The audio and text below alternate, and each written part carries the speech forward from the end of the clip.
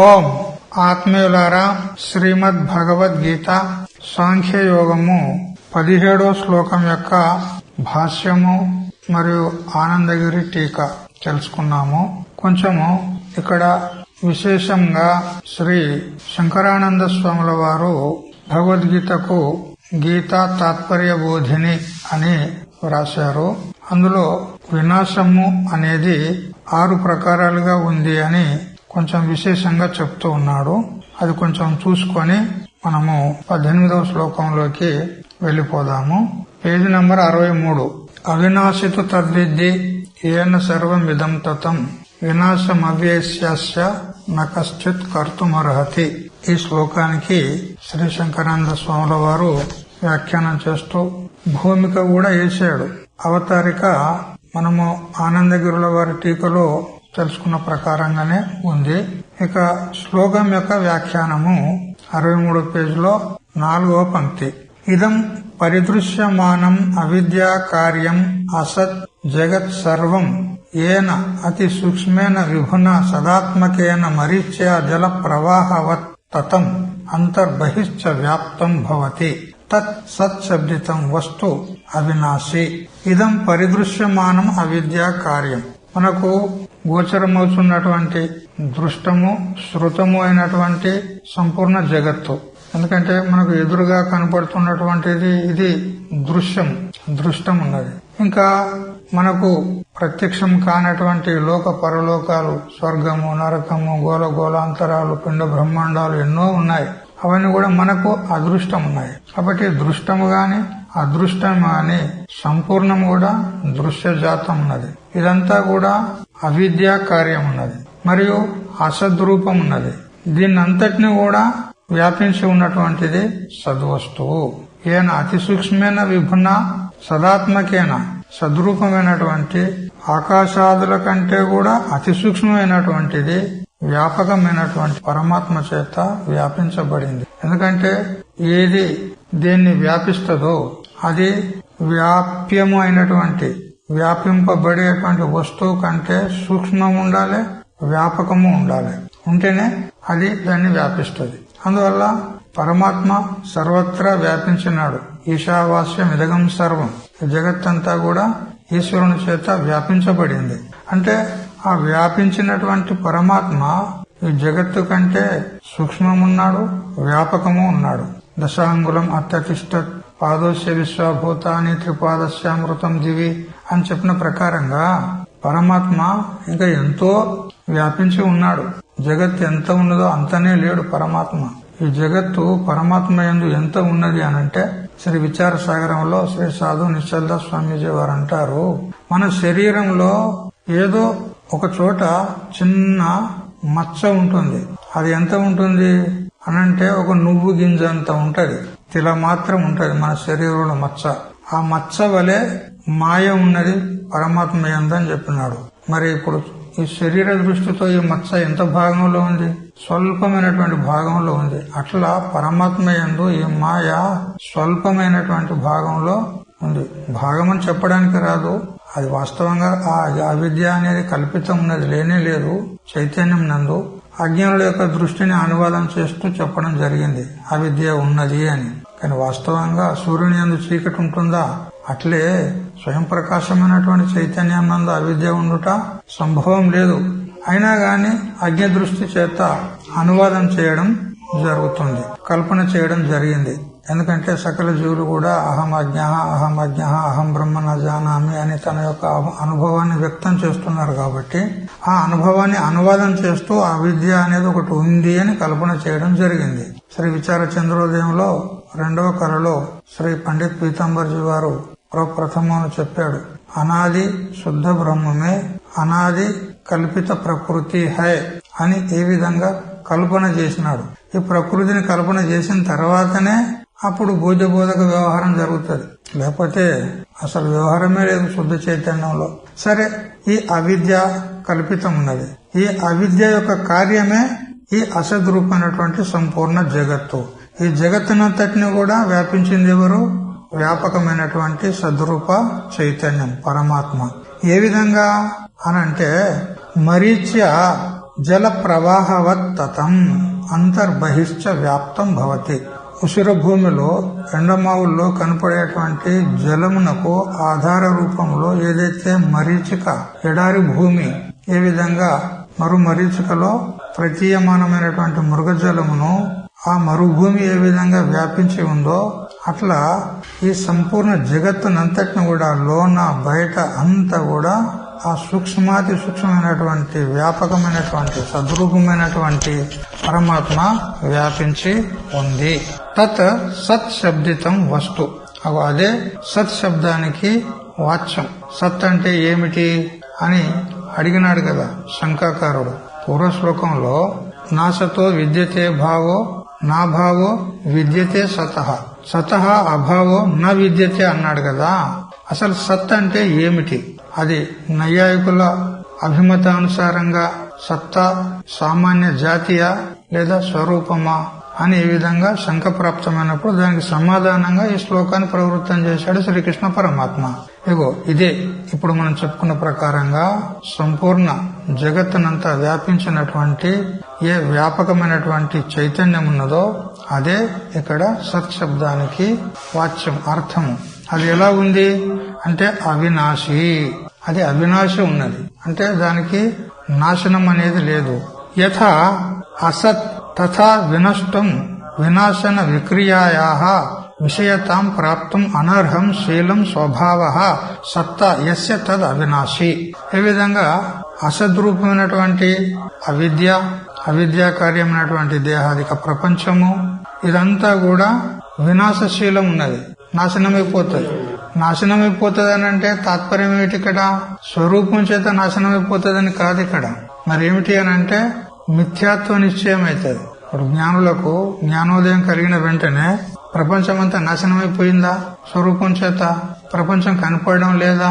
ప్రపంచంలోనే వ్యవహారం చేస్తున్నారా లేదా జ్ఞానులు? మరి ప్రపంచం నాశనమైపోతే స్వరూపం చేత వాళ్ళ శరీరం కూడా ప్రపంచాంతర్గతమే కదా. మరి జ్ఞానం కలగగానే వెంటనే తాను కూడా లేకుండా పోవాలి. పోతలేడు. శరీరం ఉన్నది ప్రారబ్ధ క్షయ పర్యంతం.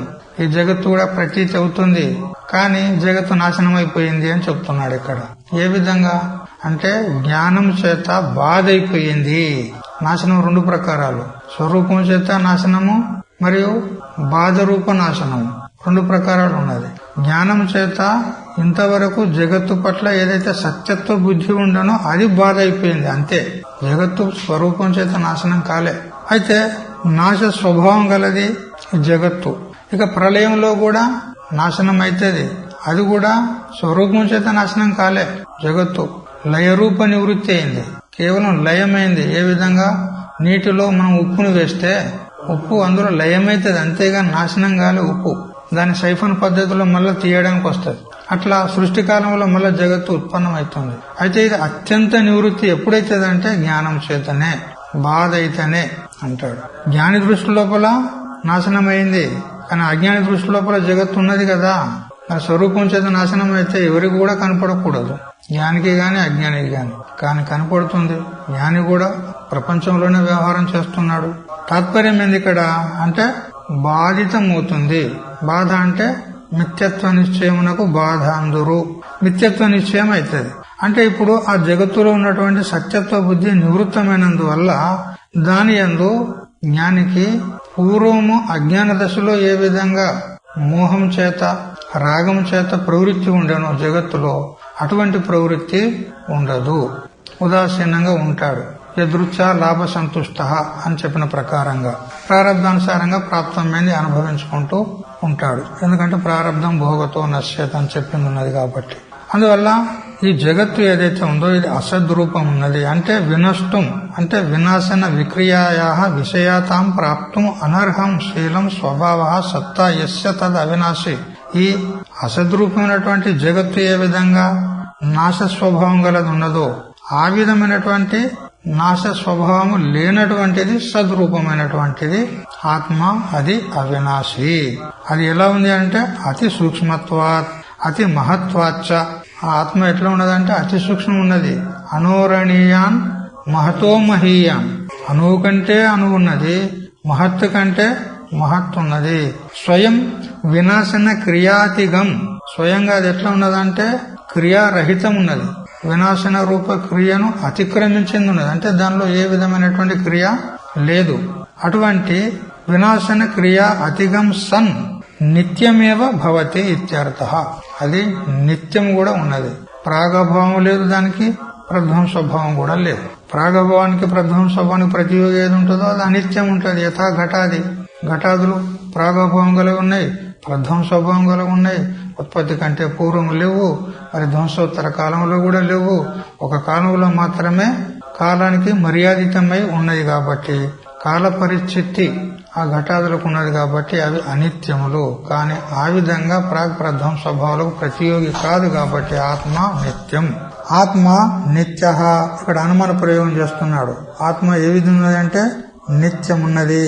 ఆత్మ ఇది పక్షము, నిత్యత్వం సాధ్యం. హేతు ఏమిటి? పరిపూర్ణత్వాత్, అది పరిపూర్ణంగా ఉన్నది. అణువులో సంపూర్ణ జగత్తంతా వ్యాపించి ఇంకా అధికంగా ఉంది. వ్యాపకం ఉన్నందువలన అది నిత్యం ఉన్నది. ఏది వ్యాపకం ఉంటుందో దానికి నాశనం అనేది ఉండదు. ఏ విధంగా? గగనవత్ అని దృష్టాంతం ఇస్తున్నాడు. ఆకాశము మిగతా 4 భూతాల యొక్క కార్యంలో అంతటా కూడా అణువులో కూడా అంతర్బహి, లోపల బయట అంతా వ్యాపించి ఉంది. మరి సూక్ష్మం ఉంది, వ్యాపకం ఉన్నది.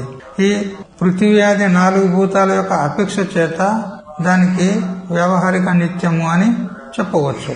పారమార్థిక నిత్యం కాదు, వ్యవహారిక నిత్యం ఉన్నది పృథివ్యాది 4 భూతాల యొక్క అపేక్ష చేత. పైగా నైయాయికులు దాన్ని నిత్యమని కూడా ఒప్పుకుంటారు. కాబట్టి ఆత్మ పరిపూర్ణమై వ్యాపకమై ఉన్నందువలన ఆకాశం వలె అది నిత్యం ఉన్నది. ఆకాశవత్ సర్వగతశ్చ నిత్యః అని మనకు శృతిమాత చెప్తుంది. అందువల్ల ఆత్మ నిత్యము. నిత్యత్వే అనుమానం ప్రమాణం. ఈ అనుమానము ఆత్మ నిత్యం ఉన్నది, అవినాశి ఉన్నది అని చెప్పుటకు ఇది ప్రమాణం. నష్టే అపి ఏకస్మిన్ దేహే పదార్థాః సర్వత్ర సర్వేషాం ఉపలభ్యంతే. చూడు, ఒక శరీరం నష్టమైనప్పటికీ కూడా పదార్థాల యొక్క ఉపలబ్ధి ఉన్నది. మిగతా శరీరాలు ఉన్నాయి, మిగతా పదార్థాలు ఉన్నాయి, ఇవన్నీ కూడా కనపడుతూ ఉన్నాయి, ప్రతీతి అవుతున్నాయి, అనుభవంలో ఉన్నాయి. సాచ పదార్థోపలబ్ధి సతీవ ఆత్మని రవివత్ సర్వ ప్రకాశకే. చూడు, ఈ పదార్థాల యొక్క ఉపలబ్ధి అయం ఘట, అయం పట అని ఈ విధంగా పదార్థాల యొక్క ప్రతీతి మనకు ఏదైతే అవుతుందో వాటిని తెలుసుకునేటువంటి ఆత్మ ఉంటే అవి తెలియబడతాయా? ఆత్మనే లేకపోతే అవి తెలియబడతాయా? వాటికి అవి ప్రకాశింపబడతాయా? ఆత్మ ఉండాలి కదా తెలుసుకునేవాడు. ఉపలబ్ధ అంటే తెలుసుకునేవాడు ఉండాలి. మరి పదార్థాలు తెలియబడుతున్నాయనంటే ఆత్మ ఉంది అని దీని ద్వారా మనకు ఇదేమిటి అనంటే అర్థాపత్తి ప్రమాణం అంటారు. ఏ విధంగా? బాగా లావుగా ఉన్నటువంటి ఒక వ్యక్తి దినం పూట ఎప్పుడు భోజనం చేయడు, కానీ లావుగానైతే ఉన్నాడు, మళ్ళీ యాక్టివ్ గా ఉన్నాడు, సకలం అన్ని పనులు చేస్తూ ఉన్నాడు. వాడు భోజనం చేయకుండా ఏ విధంగా ఉండగలడు? అట్లా లావుగా ఉండడం గాని, యాక్టివ్ గా ఉండడం గాని, క్రియాశీలుడు అవడం కానీ ఇది భోజనం చేయకుండా సిద్ధించదు. ఎందుకంటే అన్నమయ శరీరం ఉన్నది, అన్నం దీనికి కావాలి. భోజనం చేయకుండానైతే ఉండడు. మరి చక్కగా పని చేస్తున్నాడు, లావుగా ఉన్నాడు అంటే ఇతడు రాత్రిపూట భోజనం చేసి ఉంటాడు అని కల్పన చెయ్యాలి. అందుకని ఈ స్థూలత ఇది అర్థాపత్తి ప్రమాణం అంటారు. దీన్ని చూసి మనము రాత్రి భోజనం యొక్క కల్పన అర్థాపత్తి ప్రమను మనము గెస్ చేయాలి, ఊహించాలి. దీనికి అర్థాపత్తి ప్రమాణం అంటారు. అదే విధంగా ఇవి దృశ్యమాన జగత్తులో ఈ పదార్థాలన్నీ కూడా మనకు గోచరిస్తున్నాయి అనంటే వాటికి ప్రకాశకుడైనటువంటి ఆత్మ లేని ఎడల వీటి యొక్క ప్రతీతి అనుపపన్నమవుతుంది. ఇది అర్థాపత్తి ప్రమాణం. అంటే ఈ స్థూల పదార్థాలు ప్రమాణము, వాటికి ప్రకాశించేటువంటి ఏ ద్రష్ట ఉన్నాడో అతడు ప్రమేయం. ఈ పదార్థాలను చూసి వాటి ద్రష్టను మనం కల్పన చేయాలి. ఇది అర్థాపత్తి ప్రమాణం. ఇందువల్ల కూడా ఆత్మ ఉంది అని మనకు స్పష్టమవుతుంది. తం వినా తస్యాహ అన్యతానుపపత్తి ఇది. ఆ ద్రష్టయే లేకపోతే ఈ పదార్థాల యొక్క ప్రతీతి అనుపపన్నమవుతుంది, అసంభవం అవుతుంది. అందువల్ల తత్ ప్రసూత అర్థాపత్తి చ ప్రమాణం. కాబట్టి ఈ అర్థాపత్తి కూడా ఆత్మ ఉంది అని చెప్పడానికి ప్రమాణం ఉన్నది. అనుమాన ప్రమాణం ఒకటి, మరి అర్థాపత్తి ప్రమాణం కూడా ఒకటి ఉంది. అత్ర ఆత్మనః నాశం వదన్, ఇక్కడ ఆత్మ నాశనమైపోతుంది అని ఎవరైనా అన్నారనుకో, అటువంటి వాణ్ణి వాది ప్రస్తవ్య, అటువంటి వాది మన చేత అడగదగిన వాడు. అంటే అతన్ని మనం ఏ విధంగా వికల్పాలు చేసి అడగాలి. ఏమని? కిం ఆత్మనః నాశః, ఏమి ఆత్మ యొక్క నాశాన్ని నువ్వు చెప్తున్నావు కదా, ఆ ఆత్మనాశము ఏ విధంగా ఉంటుంది చెప్పు అని ఇక్కడ 6 వికల్పాలు చేస్తున్నాడు. చూడు, అద్భుతమైనటువంటి విషయము ఇది. మరిచట కూడా మనకు దొరకదు ఈ విషయం, చాలా జాగ్రత్తగా వినండి. ఏమి ఆత్మ స్వతహాగా నాశనమైతదా, పరతోవా వేరే దాని చేత నాశనమైతదా, కిం ఆశ్రయ నాశాద్వా, ఆ ఆత్మకు ఒక ఆశ్రయం అంటూ ఉంది, ఆ ఆశ్రయం నాశనం అయిపోతే ఆత్మ నాశనం అయిపోతుంది అని అంటావా?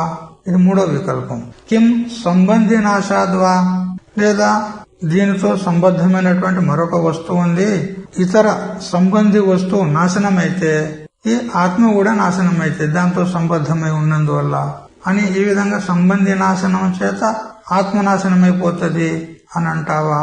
ఇది 4వ వికల్పం. ఉత కారణ నాశాద్వా, కారణము నాశనమైతే ఆత్మ కార్యం నాశనమైపోతుంది. అంటే ఆత్మను కార్యంగా స్వీకరించి ఆ ఆత్మకు కారణం అనేది ఒకటి ఒప్పుకుంటే ఆ కారణం నాశనమైతే ఈ కార్యరూప ఆత్మ నాశనమైపోతుంది అని ఈ విధంగా అంటావా? అంటే ఆత్మ కూడా కార్యకుడులు చెప్పి ఆత్మ కార్యం ఉన్నది, దానికి కారణం నాశనమైతే ఆత్మ కూడా నాశనమైపోతుంది అని ఈ విధంగా ఒప్పుకుంటావా? ఎందుకంటే ఈ విధంగా నాశనాలు మనకు లోకంలో అనుభవంలో ఉన్నాయి, అందుకని ఇవన్నీ వికల్పాలు చేస్తున్నాడు. అథ కార్యనాశాద్వా ఇది, లేదా ఆత్మ యొక్క కార్యములున్నాయి, ఆత్మ యొక్క కార్యాలు నాశనమైతే కారణమైనటువంటి ఆత్మ కూడా నాశనమైపోతుంది అని ఈ విధంగా ఒప్పుకుంటావా అని 6 వికల్పాలు చేశాడు. వీటికి క్రమంగా దృష్టాంతాలు వినండి. స్వతహా నాశనము, దీనికి మన స్థూల శరీరం ఉన్నది, దీనికి ఎవరు నాశనం చేయాల్సిన అవసరం లేదు, ప్రారంభం తీరిన తర్వాత స్వతహాగా నాశనం అయిపోతుంది. అట్లే వ్యవహారికంగా తీసుకుంటే సస్యములు, ఔషధాలు, ఆ పంట మొక్కలు కొన్ని ఉంటాయి కదా, వేసవికాలం రాగానే వాటంతలవే నాశనం అయిపోతాయి. ఇవన్నీ స్వతహాగా నాశనం అవుతాయి. ఇక పరతః అనంటే ఒక కుండ ఉన్నదనుకో, దాన్ని ఒక దండ చేత ఒక కర్ర చేత కొట్టామనుకో, ఇప్పుడు అది నాశనం అయిపోయింది కదా. నాశనం అయిపోయిందంటే ఎట్లా నాశనమైంది? ఆ కుండ కంటే భిన్నమైనటువంటి దాని చేత, పరం అంటే వేరే, కర్ర చేత పరతః నాశనం కుండ. అదే విధంగా ఆధ్యాత్మంలో చూసినట్లయితే జ్ఞానం కలిగిన వెంటనే అజ్ఞానం నాశనం అయిపోతుంది. జ్ఞానేనతు తదజ్ఞానం ఏషాం నాశితం ఆత్మనః, జ్ఞానం అజ్ఞానస్యేవ నివర్తకత్వాత్ అని చెప్పిన ప్రకారంగా జ్ఞానం ఏమున్నది అజ్ఞానం కంటే భిన్నం, పరము. ఆ పరమైనటువంటి జ్ఞానం చేత అజ్ఞానం నాశనం అయిపోతుంది. ఇది పరతః నాశ. ఇక ఆశ్రయ నాశాద్వా, ఉదాహరణకు చెరువులో చేపలుంటాయి, వేసవి కాలంలో ఆ చెరువులోని నీరు ఇంకిపోయిందనుకో, దాన్ని ఆశ్రయించుకొని ఉన్నటువంటి చేపలు కూడా నాశనం అయిపోతాయి. ఆశ్రయ నాశం వల్ల ఆశ్రిత నాశం. ఇక ఆధ్యాత్మంలో చూసినట్లయితే మన యొక్క అనేక జన్మల్లో చేసినటువంటి సకల కర్మలన్నీ కూడా అజ్ఞానం యొక్క ఆవరణ శక్తిని ఆశ్రయించుకొని ఉంటాయి. అజ్ఞానంలో 2 శక్తులు ఉన్నాయి, ఒకటి ఆవరణ శక్తి, ఒకటి విక్షేప శక్తి. ఆ ఆవరణ శక్తిని ఆశ్రయించుకొని మన జన్మజన్మల కర్మలన్నీ కూడా గోడౌన్లాగా అందులో ఉంటాయన్నమాట.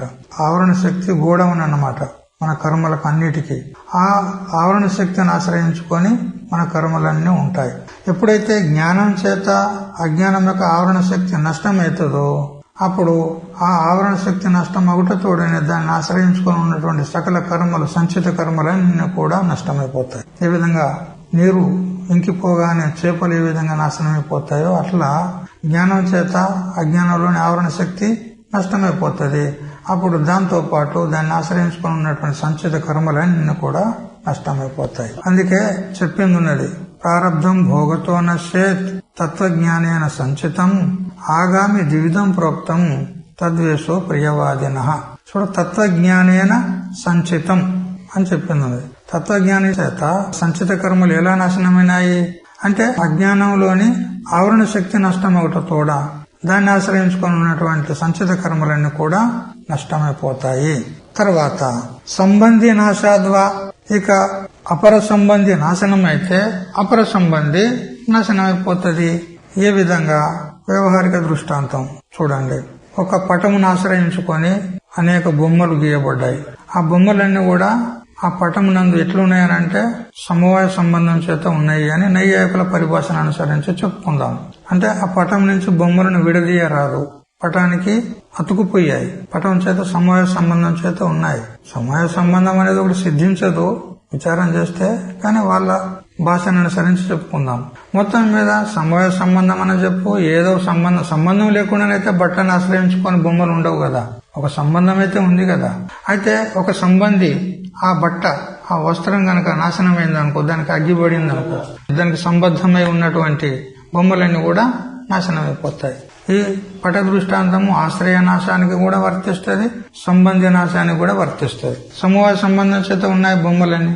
సంబంధి అయినటువంటి ఒక వస్త్రం నాశనం అయితే దాన్ని ఆశ్రయించుకొని దాంతో సంబద్ధమై ఉన్నటువంటి బొమ్మలు కూడా నాశనమైపోతాయి, చిత్రాలన్నీ కూడా నాశనమైపోతాయి. ఇక్కడ సంబంధి నాశాద్వా, దీనికి ఆధ్యాత్మిక దృష్టాంతం ఏమిటంటే అహంకారం నందు లేదా అంతఃకరణం నందు సుఖ దుఃఖాలు ఉన్నాయి, కర్తృత్వ భోక్తృత్వాలు ఉన్నాయి, కామక్రోధాదులు ఉన్నాయి. ఇవన్నీ అంతఃకరణంలో ఉంటాయి. ఈ కామక్రోధాదులు, సుఖ దుఃఖాదులు, కామ సంకల్ప విచికిత్స, శ్రద్ధ అశ్రద్ధ, ధృతి అధృతి, హ్రీహి భీహి ఇత్యేతత్ సర్వం మన ఏవా అనంటూ బృహదారణ్యక ఉపనిషత్తు 1:5-3లో చెప్పిన ప్రకారంగా ఇవన్నీ ఎవరి ధర్మాలు? అంతఃకరణ ధర్మాలు. సుఖ దుఃఖాలు అంతఃకరణ ధర్మాలు. శోకహర్ష భయ క్రోధ లోభమోహ స్పృహాదయ అహంకారస్య దృశ్యంతే జన్మ మృత్యుశ్చ నాత్మనః అని భాగవతం 11వ స్కందము 28వ అధ్యాయము 15వ శ్లోకం. ఈ విధంగా కామక్రోధాదులు సుఖ దుఃఖాదులన్నీ కూడా అంతఃకరణంలో ఉంటాయి. అంతఃకరణము ధర్మి, ఆ సుఖ దుఃఖాలు ధర్మాలు. ధర్మధర్మికి తాదాత్మ్య సంబంధం ఉంటది. ధర్మము ధర్మిని విడిచి ఉండదు. ఏ విధంగా ఉష్ణత అగ్నిని విడిచి ఉంటుందా? ఉష్ణత అగ్నిని విడిచి ఉండదు. అట్లా సుఖ దుఃఖాలు కామక్రోధాదులు అంతఃకరణ ధర్మాలు. అందుకని ధర్మధర్మికి సంబంధం ఉంటది. ఎప్పుడైతే జ్ఞానం కలిగిన తర్వాత అంతఃకరణము మిథ్యత్వ నిశ్చయం అయిపోయిందో, అంతఃకరణం కూడా ఇది మిథ్యా ఉన్నది నిశ్చయం అయిపోయిందో, అప్పుడు అంతఃకరణంలో ఉన్నటువంటి సుఖ దుఃఖాలు కామక్రోధాదులు కర్తృత్వ భోక్తృత్వాదులు ఇవన్నీ కూడా నష్టమైపోతాయి. అంటే ఒక సంబంధి నాశనం అయితే అపర సంబంధి కూడా నాశనమైపోతుంది అనేటువంటి ఆధ్యాత్మిక దృష్టాంతం. ఇక కారణ నాశాద్వా, కారణము నాశనమైపోతే కార్యం నాశనమైపోతుంది అనేటువంటి ఈ 5వ వికల్పాన్ని గనక స్వీకరిస్తామా? ఏ విధంగా బీజము కారణం నష్టమైతే తత్కార్యం కూడా నాశనమైనట్టే. బీజం నుండి ఉత్పన్నమైనటువంటి వృక్షం కూడా నాశనమైనట్టే కదా. ఆ బీజం నుండి వృక్ష రూప కార్యం ఉత్పన్నమైతుంది.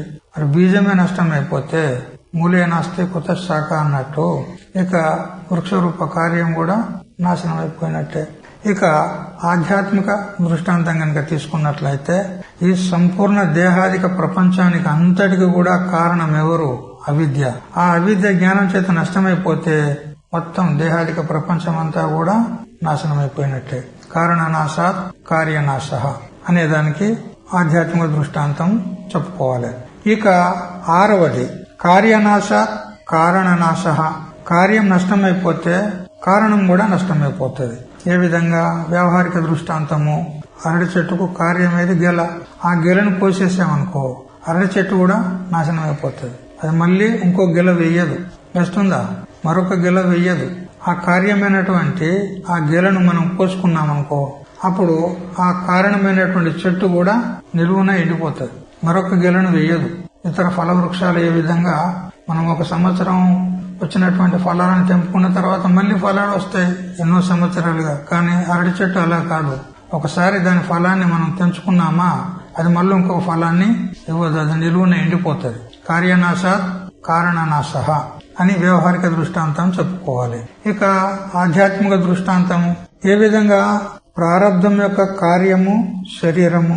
ఈ శరీరము పడిపోయిందనంటే ప్రారబ్ధం కూడా సమాప్తమైనట్టే కదా. ప్రారబ్ధం మిగులదిగా.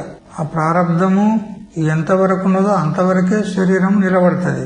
శరీరం నష్టమైందనంటే అర్థతః ప్రారబ్ధం కూడా నష్టమైంది అని సిద్ధి అవుతుంది. అందుకని కార్యనాశాత్ కారణనాశ అని ఈ విధంగా ఆధ్యాత్మిక దృష్టాంతం చెప్పుకోవచ్చు. అంటే శరీరం నష్టమైతే ప్రారబ్ధం కూడా నాశనం అయిపోయింది. కారణం శరీరానికి కారణం ప్రారబ్ధం, ప్రారబ్ధం కూడా నష్టమైపోయింది అని చెప్పబడుతుంది.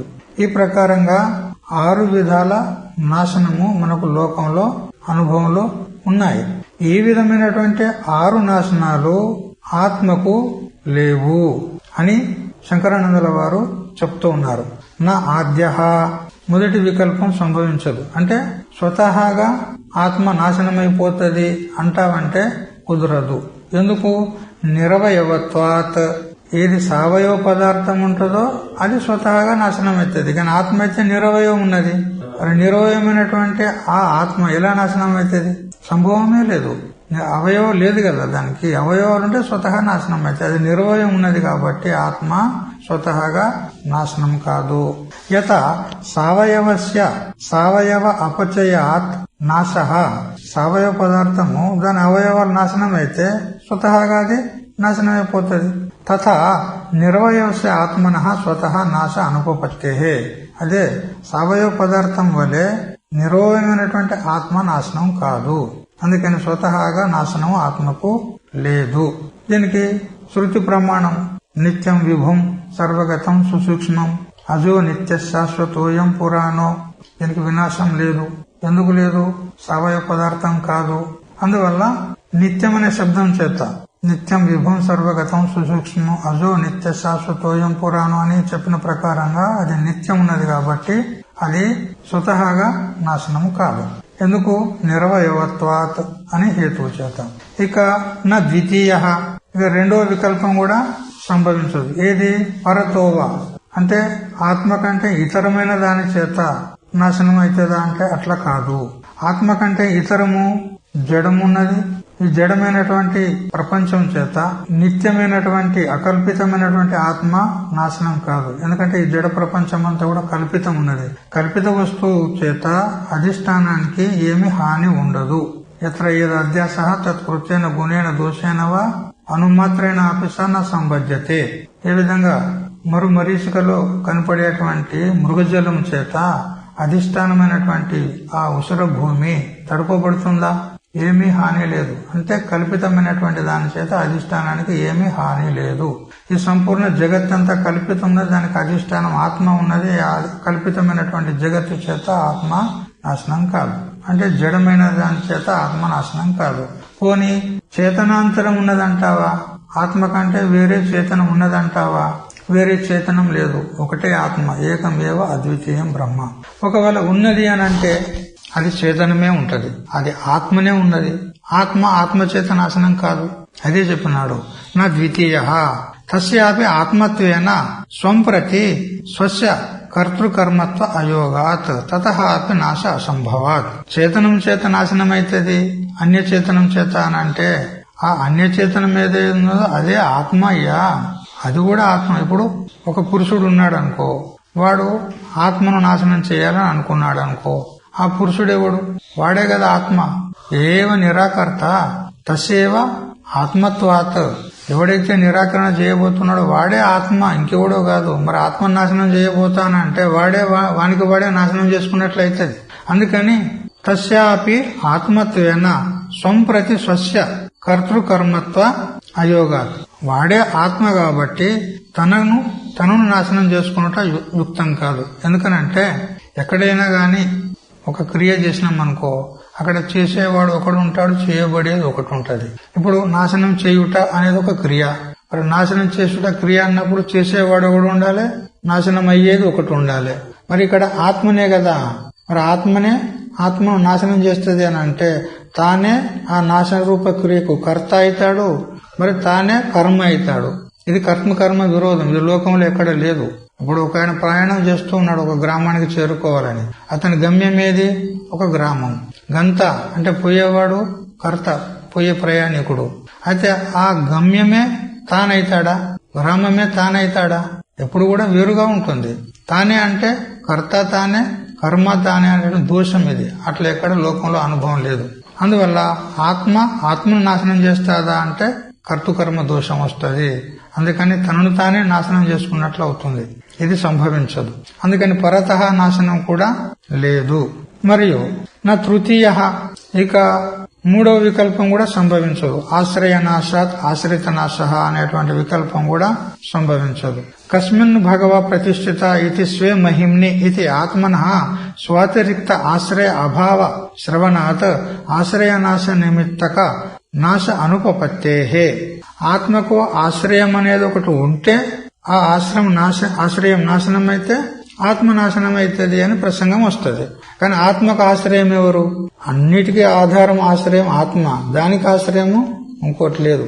ఇది నారద సనత్ కుమారుల వారి సంవాదంలో మనకు తెలుస్తుంది. నారదుల వారు సనత్ కుమారుల వారిని అడిగినారు, హే భగవన్ కస్మిన్ ప్రతిష్ఠిత, ఈ ఆత్మ ఎక్కడుంది, దేన్ని ఆశ్రయించుకొని ఉన్నది అంటే స్వమహిమ్ని, స్వమహిమలో ఉన్నది నాయన, దానికి వేరే ఆశ్రయం లేదు అని ఈ విధంగా సనత్ కుమారుల వారు సమాధానం ఇచ్చినారు. కాబట్టి ఆత్మకు ఆశ్రయం అంటూ లేదు. కాబట్టి ఆశ్రయ నాశనం అయితే ఆశ్రితమైనటువంటి ఆత్మ నాశనం అవుతుంది అనేటువంటి ప్రసక్తి రాదు. నాపి చతుర్థ, ఇక నాలుగవ వికల్పము సంబంధి నాశాత్. ఒక సంబంధి నాశనం అయితే రెండవ సంబంధి నాశనం అవుతుంది. అపర సంబంధి నాశాత్ అపర సంబంధి నాశ అనేటువంటి ప్రసక్తి రాదు. ఎందుకు? ఆత్మనః నిరవయవత్వేన ద్రవ్య గుణ క్రియాదిభి సంయోగాది సంబంధస్య నిరూపయితం అశక్యత్వాత్ తద్ విశ్లేష ప్రయుక్త నాశ అసంభూతేహే. సంయోగ సంబంధం చెప్తావా, సమవాయ సంబంధం చెప్తావా? అయితే సంయోగ సంబంధం చెప్పాలంటే రెండు ద్రవ్యాలు ఉండాలి. ఆత్మను కూడా ద్రవ్యంలో గణన చేస్తారు వాళ్ళు మహాప్రబుద్ధులు. కానీ వేదాంత సిద్ధాంతానుసారంగా ఆత్మ ద్రవ్యం కాదు, అది నిరవయం ఉన్నది. సవయవ పదార్థాల్లోనే సంబంధం కుదురుతుంది. నువ్వు సమవయం అన్న చెప్పు, మరియు సంయోగం అన్న చెప్పు, సవయవ పదార్థాల్లోనే సంబంధం ఉంటది. ఈ ఆత్మకు శరీరంతో సంబంధం ఉంది అంటావా? శరీరం ద్రవ్యం ఉంటే ఉండొచ్చు, ఆత్మ ద్రవ్యం ఉన్నదా? లేదు. ఆత్మ నిరవయం ఉన్నది, దానికి సంబంధం ఎలా కుదురుతుంది? నిరవయమైనటువంటి పదార్థానికి దేనితో సంబంధం అంటూ కుదరదు. అది సంయోగం గాని సమవాయం గాని. అందుకని ద్రవ్య గుణ క్రియాదిభి సంయోగాది సంబంధస్య, ద్రవ్యము గుణము క్రియ వీటిలో సంబంధం కుదురుతుంది. కానీ ఆత్మకు ఈ విధమైనటువంటి ద్రవ్యమని నిరూపించడానికి రాదు, గుణమని నిరూపించడానికి రాదు, క్రియ కూడా దానిలో లేదు. అందువల్ల అది దేనికి సంబద్ధమై ఉండదు. ఎందుకు? నిరవయవత్వేన, అది నిరవయం ఉన్నది కాబట్టి సంబంధం నిరూపించడానికి రాదు. కాబట్టి ఆ సంబంధం నాశనం అయితే సంబంధి అయినటువంటి ఆత్మ నాశనం అవుతుంది అనేటువంటి ప్రసక్తి రాదు. నాపిచ పంచమః, ఇక ఐదవది కారణ నాశనం అయితే కార్యనాశనం అవుతుంది అని అంటే ఆత్మకు కారణం చెప్పాలి కదా.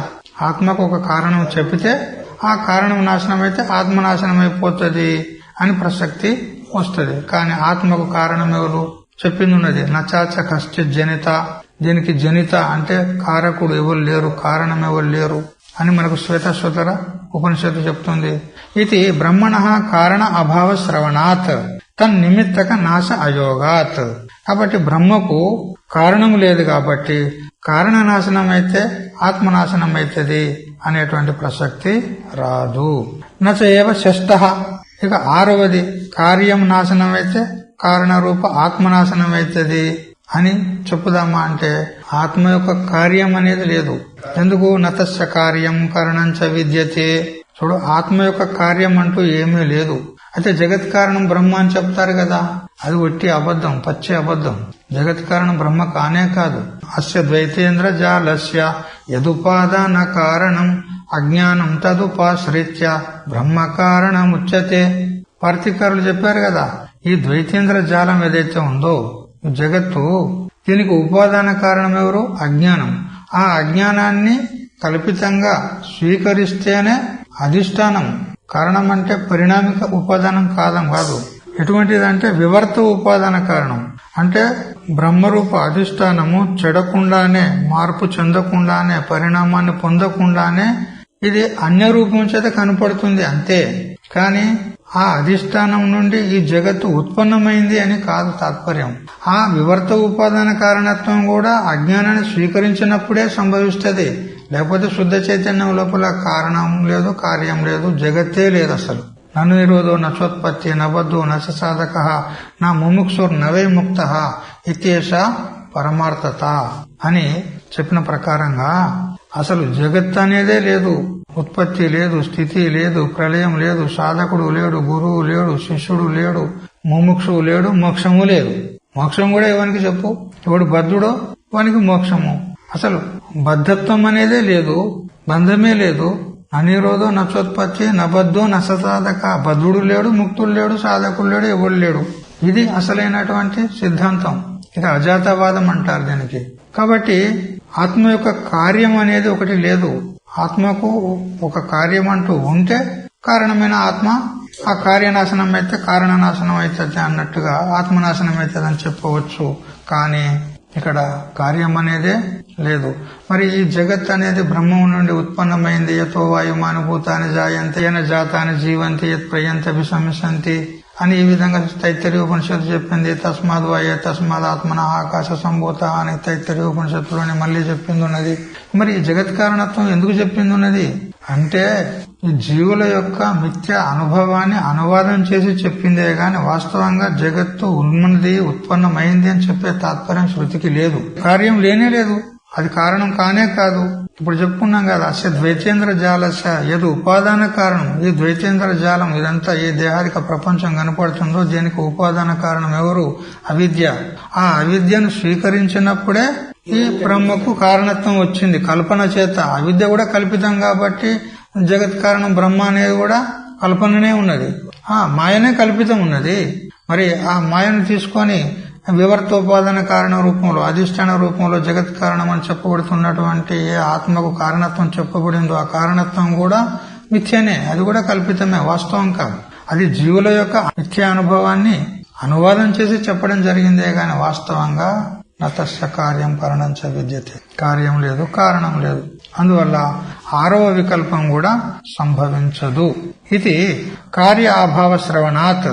అందుకని ఆత్మ యొక్క కార్యము లేదు అని ఈ విధంగా మనకు శ్వేతశ్వేతర శృతి చేత వినబడుచున్నందువలన కార్యనాశ నిమిత్తక నాశ అసంభవాత్. కార్యం నాశనమైతే కారణం నాశనమైతుంది అనేటువంటి ఆపత్తి రాదు. అందుకని నా కేనాపి ప్రకారేణ ఇదం సద్బ్రహ్మ వేతి. అందుకని ఏ ప్రకారం చేత కూడా ఈ సద్రూప బ్రహ్మ నశించదు, వ్యయం కాదు. ఇది అవ్యయం. తస్య ఏతస్య అవ్యయస్య నిత్య సిద్ధ సత్తాకస్య బ్రహ్మణః వినాశ భావం కర్తుం వక్తుం చ కహ అపి వాది విశేషో నా అర్హతి. అందుకని ఇటువంటి అవ్యయము, నిత్య సిద్ధము, మరి అవినాశి అయినటువంటి బ్రహ్మము నాశనమైతది అని నాశనం చేయుటకు కూడా ఏ వాది కూడా సమర్థుడు కాదు, చెప్పుటకు కూడా సమర్థుడు కాదు. ఆత్మకు నాశనం ఉంది అని చెప్పుటకు కూడా సమర్థుడు కాదు. చేసేదైతే దూరమే ఉంది. ఎవడైతే నాశనం చేయాలనుకుంటాడో అది వాని స్వరూపమే కాబట్టి వాని నాశనాన్ని వాడు ఎప్పుడు కూడా కోరుకోడు. తథాత్వే స్వస్య ఏవ నా అహమస్మి ఇది అభావ ప్రసంగ. ఒకవేళ ఆత్మను నాశనం చేస్తాడు అని అంటే స్వయంగా నా అహమస్మి అని చెప్పాలి, నేను లేనని చెప్పాలి పడుతుంది. ఆత్మ లేదు అని అంటే నేను లేనని చెప్పాలి పడుతుంది. ఆత్మ నాశనం అయిపోతే వాడే నాశనం కావలసినటువంటి ప్రసక్తి ఏర్పడుతుంది. ఆత్మ లేదంటే స్వయంగా వాడే నేను లేనని చెప్పాలి. కానీ అట్లా ఉన్నది అనుభవం. ఎవరు కూడా అంటారా అహమస్మినవా, నేను ఉన్నానా లేదా అని ఎవరికైనా సంశయం ఉందా? నయేవ అహమస్మి ఇది విపర్యయ, నేను లేనే లేను అనేటువంటి విపరీత భావన కూడా ఎవరికి లేదు. ఎందుకు? స్వయం ప్రకాశత్వాత్ నిత్య సిద్ధత్వాత్. నిత్య సిద్ధము స్వయం ప్రకాశం ఉన్నది కాబట్టి ఆత్మ అది ఎప్పుడు కూడా నాశనమయ్యేది కాదు, దాని యొక్క అభావము సంభవించదు. అందుకని నా భావో విద్యతే సతః. ఆ శ్లోకం యొక్క వ్యాఖ్యానమే కదా ఈ శ్లోకం. 16వ శ్లోకంలో 2వ పాదము నా భావో విద్యతే సతః అంటే సద్రూప బ్రహ్మమునకు అభావము ఉండదు, లేదు అనేదే వ్యాఖ్యానం ఉన్నది. అదే ఇక్కడ చెప్పినాడు. తథాత్వే స్వస్య ఏవ నాహమస్మి ఇతి అభావ ప్రసంగ బహుశ్రుతి విరోధ. అనేక శృతులకు కూడా విరోధమవుతుంది. ఆత్మకు అభావం అనేది లేదు. ప్రత్యక్షాది విరోధ ప్రసజ్యతే ఇది భావ. ప్రత్యక్షాది విరోధం కూడా ఉన్నది. ఎవనికి వాడు ఉన్నా అంటాడా లేనంటాడా? ఉన్నాడు. మరి ఆత్మ అభావం ఎట్లయితది? అందువల్ల ఆత్మకు ఏ విధమైనటువంటి నాశనము గాని అభావము గాని సంభవించదు అని 17వ శ్లోకానికి శ్రీ శంకరానంద స్వాముల వారు చక్కగా వ్యాఖ్యానం చేసినాడు. ఇంతటితో మన సమయం కూడా అయిపోయింది కాబట్టి ఇక 18వ శ్లోకాన్ని రేపు చెప్పుకుందాం. హరి ఓం తత్సత్. ఓం సహనావతు సహనౌ భునక్తు సహ వీర్యం కరవావహై తేజస్వినావధీతమస్తు మా విద్విషావహై. ఓం శాంతి శాంతి శాంతి.